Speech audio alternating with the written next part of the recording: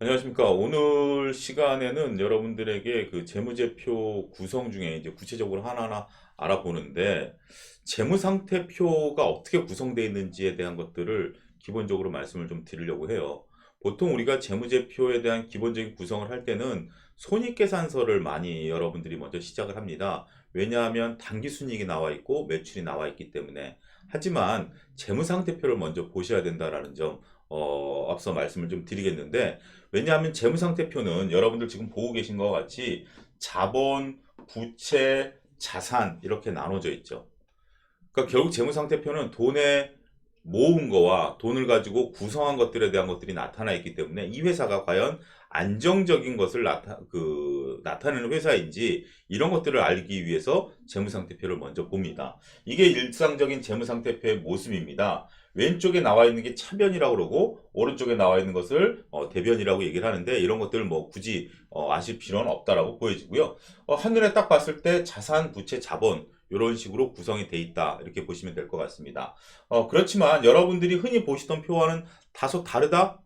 눈치 빠르신 분들은 그렇게 이해를 하실 겁니다. 보통 우리가 그 애널리스트 리포트를 보게 된다라면 자산이 나와 있고 밑에 부채와 자본이 나와 있죠. 요게 밑으로 가서 붙습니다. 그런 형태로 나타내는데, 보통 우리가 이제 그 부기에서는 차대변을 나누게 되죠. 따라서 이렇게 학습할 때도 이렇게 나눠서 하시는 게 좋지만, 여러분들이 실질적으로 재무상태표를 애널리스트 리포트에서 볼 때는 자산 밑에 부채가 나오고 부채 밑에 자본이 나온다. 이런 것들도 상식적으로 알아두시면 좋을 것 같습니다. 구성 요소는 대략 이런 같습니다. 자산은 유동자산과 비유동자산, 부채도 유동부채와 비유동부채 이렇게 나누는데, 그 밑에 이제 세세한 항목들이 들어가게 되죠. 유동과 비유동의 차이는 1년입니다. 1년 이내에 현금화할 수 있는 것은 유동자산, 1년 이후에 현금화할 수 있는 것은 비유동자산. 결국 유동부채도 1년 이내에 갚아야 될 것은 유동부채, 1년 이후에 갚아야 될 것은 비유동부채다, 이렇게 나타낼 수 있고요. 자본은 자본금과 자본잉여금, 이익잉여금으로 나눠진다, 이렇게 나타내면 됩니다. 자본과 자본금은 다릅니다. 이런 부분들도 나중에 이제 말씀을 좀 드리도록 할게요. 자, 재무상태표를 보게 된다라면 자산은 부채와 자본의 합입니다. 부채와 자산. 자산은 현재 기업이 보유한 거, 부채는 기업이 빚진 거. 결국 타인 자본이죠. 타인 자본이고 기업의 가치는 자본, 내 돈이다라는 것들입니다. 따라서 자본과 부채, 내 돈과 남의 돈을 합친 게 기업이 보유한 모든 자산이 된다. 빚도 자산이다. 이런 것들을 여러분들에게 말씀을 좀 드립니다.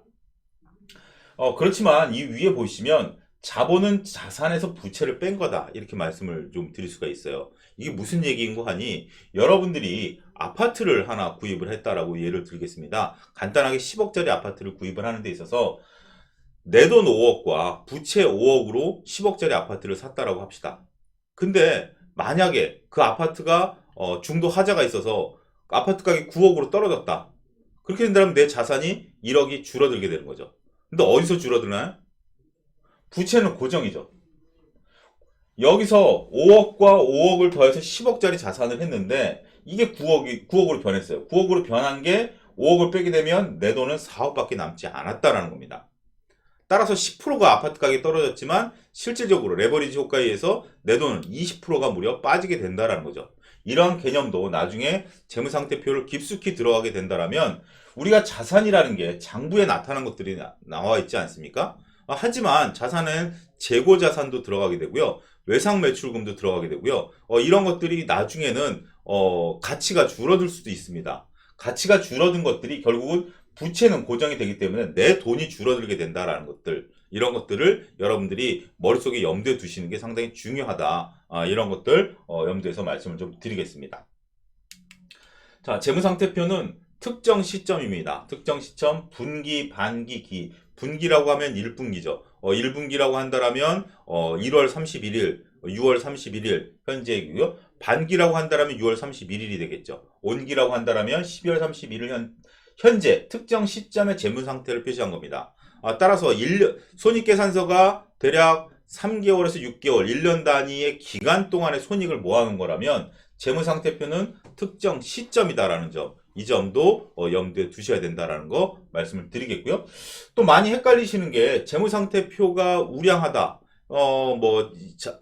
이익잉여금이 많다, 현금이 많다라는 것들이 회사가 발전 가능성이 있지 않겠느냐라고 생각들을 하시는데 재무상태표는 그렇지는 않습니다. 안정성을 나타내는 지표입니다. 안정성을 나타내는 지표지 수익성을 나타내는 지표는 아니다. 수익성을 나타내는 지표는 뭐다? 손익계산서가 되겠습니다. 따라서 재무상태표는 단순하게 안정성을 나타내는 지표지 수익성을 나타내는 지표가 아니다라는 점 여러분들이 인지를 하셔야 됩니다.